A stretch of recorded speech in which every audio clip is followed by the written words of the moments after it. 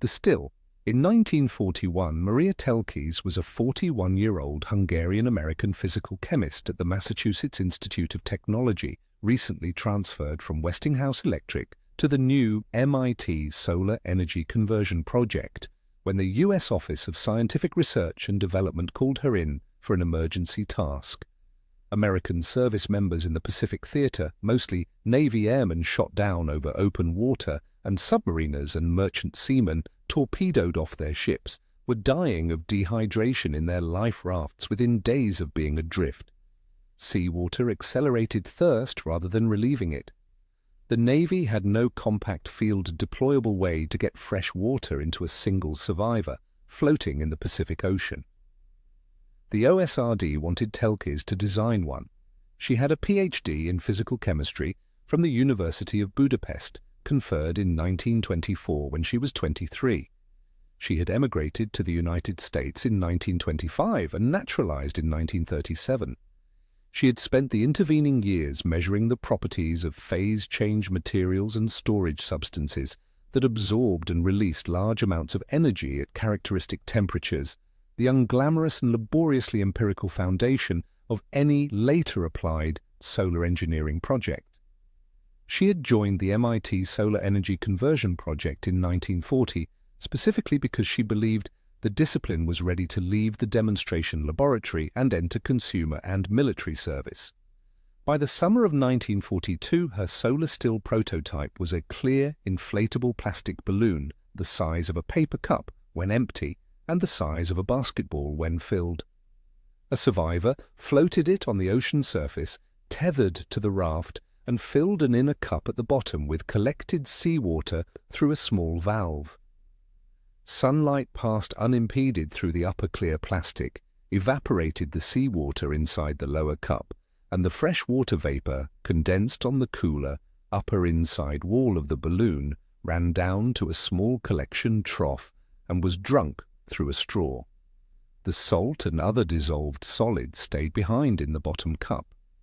The principle was textbook physical chemistry. The application was wartime engineering against a casualty rate.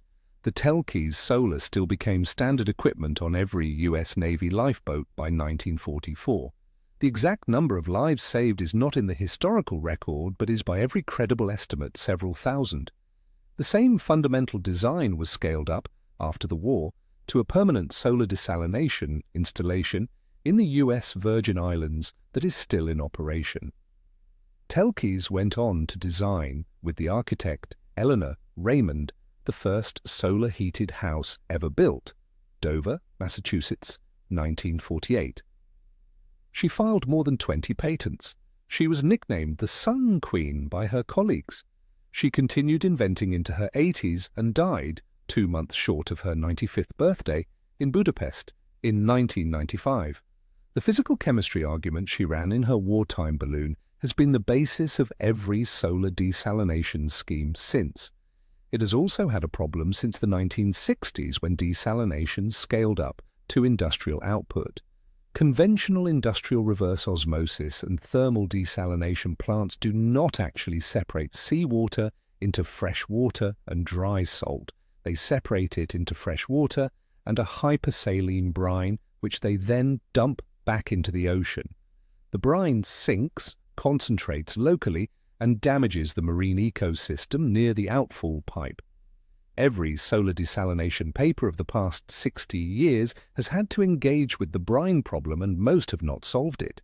On 30th of May 2026, in Light, Science and Applications, Volume 15, Article 246, Chunlei Guo and his colleagues at the University of Rochester's Institute of Optics published Mineral-Rich Additive-Free Solar Desalination Without Brine. Guo's group had spent more than a decade developing femtosecond-laser-textured metal surfaces with engineered wettability. The 2026 paper applies that technique to desalination. The active surface is a black thin sheet of aluminium whose top side has been etched with a femtosecond pulsed laser into an ordered pattern of micron-scale grooves. Seawater spreads as a thin film across the panel by capillary action, superwicking. Sunlight is absorbed by the black surface and the water film evaporates from above. The salts, instead of crystallizing on the working surface and clogging it, are forced by the coffee ring effect. The same fluid dynamical phenomenon that leaves the brown ring at the rim of a dried coffee spill to migrate sideways into a passive collection region of the panel. The team recovered approximately 100% of the dissolved salts as dry, crystalline solid, ran the device on seawater collected from 3 continents, and noted that the recovered solid is mineral-rich enough to be a candidate source of battery-grade lithium and other rare earth elements that are increasingly the limiting input of the energy transition. The 1942 Telkes balloon kept one downed airman alive at a time. The 2026 Rochester panel proposes to turn a desalination plant from a marine damage source into a freshwater plus mineral recovery operation. The thermodynamics is identical, 84 years apart. Sunlight evaporates seawater, fresh water condenses, salt stays behind. The engineering shift is in what happens to the salt. Telkes left the salt in the bottom cup because the cup was thrown away when the survivor was rescued. Guo collects the salt because, at industrial scale, the salt is no longer a waste disposal problem but a feedstock. The Rochester laser-textured surface is currently a laboratory-scale demonstration. The team is open about the engineering questions a deployment-scale system would need to answer: how the panel ages under continuous sun and salt exposure, how a real plant would harvest tons of salt per day per square kilometer, how a system would clean its own surfaces during off-cycle hours. None of these are unsolved problems in principle.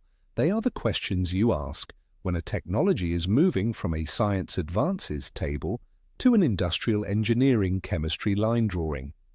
Telkes moved from a single survivor balloon to a Virgin Islands freshwater plant in 6 years. The Rochester team has a path of its own to walk. The path is the same path. She would have liked the salt going somewhere useful.